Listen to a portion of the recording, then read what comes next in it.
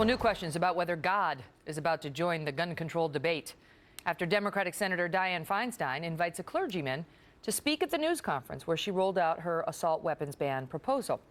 Reverend Gary Hall, the dean of the Washington National Cathedral, urging worshipers yesterday to unite in favor of gun control. Listen. As people of faith, we have the moral obligation to stand with and for the victims of gun violence and to work to end it. I believe that the gun lobby is no match for the cross lobby, especially when we stand together as people of all faiths across the religious landscape of America. I don't want to take away someone's hunting rifle, but I can no longer justify a society that allows people other than military and police to own weapons like these, or that permits the sale of high-capacity magazines designed with the purpose of simply killing as many people as quickly as possible.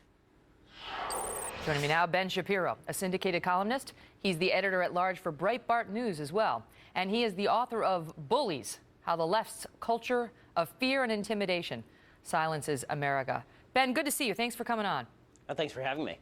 This was an eye-opener. You know, it's not the first time we've heard clergy get involved in political debates, but wow, I mean, he came flat out and said, this is not a political issue, it's a religious issue. We who follow Jesus have to stand against guns. Your thoughts? You know, he can say whatever he wants. The fact is that it's Dianne Feinstein and the Democrats who are trotting him out to make this basic argument, which is that if you oppose their gun control agenda, it's not because you really want to find a different way that doesn't, wreck the rights of 300 million Americans to prevent things like Sandy Hook. It's because you're a bad person. It's because you don't care about what happened in Sandy Hook. When he opposes the gun lobby to the cross lobby, the implication is that you are a morally deficient human being if you don't support his political agenda. And this thug tactic has been the element that the left has been pushing for weeks now, months now. Everybody from President Bush to from President Obama down all the way to, through the left media, they've been pushing the idea that there is something wrong with us, that we don't care if kids get killed if we don't agree with their gun control agenda, as opposed to let's have a reasonable discussion about how to prevent things like this. We saw President Obama say explicitly that the reason we're seeing lines around the block to get into gun stores now is because people who believe in gun rights are ginning up fears, trying to gin up their own ratings, trying to gin up their own revenues, and that's the reason. And then we saw him, when he called for gun control, flanked by young children who had written to the White House or whose parents had encouraged them to do so. But there was a question about whether that was appropriate and whether that was a message to people who don't feel as he does, that you are somehow against these children or not in favor of their safety. Well, unfortunately, this is what the left has been doing over and over. The gun control debate is just the latest symptom of this. On the debt ceiling stuff, what they say is that if we disagree with them, it's because we only like rich people and hate poor people. On the gun control debate, they keep trotting out children as though we should be taking policy prescriptions from 7-year-olds. You know, it used to be in this country that when a president of the United States said, I'm dealing with this issue because, for example, my 13-year-old daughter cares about nuclear disarmament, we laughed at them. We laughed them out of the public sphere. Jimmy Carter comes to mind. When President Obama walks out there with a bunch of 7-year-olds and says, I'm doing it because these 7-year-olds, they care about gun control, give me a break. I mean, if we're taking our policy prescriptions from kids who can't spell either policy or prescription, we have a problem. This particular Reverend, Gary Hall, he's at National Cathedral. I mean, a lot of our viewers know this, and this is a national icon. And he comes out and says, look, I was drawn to religion in the 60s by an activist, anti-war, anti-segregation chaplains who were raring to make a scene, and he believes he can do the same. This is from the Washington Post. He says, that message fueled a generation of progressive religion and activism, and he wants to get that going again today, saying what he wants to do is like guerrilla theater. I mean, is that what the future holds for us when we go to church on Sunday?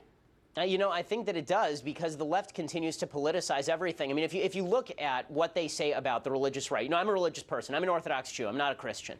But the left says that people like me, people who are, observant Christians, those people are the American Taliban. But then they're happy to trot out people like this reverend to push their political position because he happens to be on their side. And not only that, we are against the Gospels, or we're against the Bible, or we're against common human decency. If we don't sign off on Dianne Feinstein's nonsensical gun ban, that wouldn't have stopped a single death at Sandy Hook.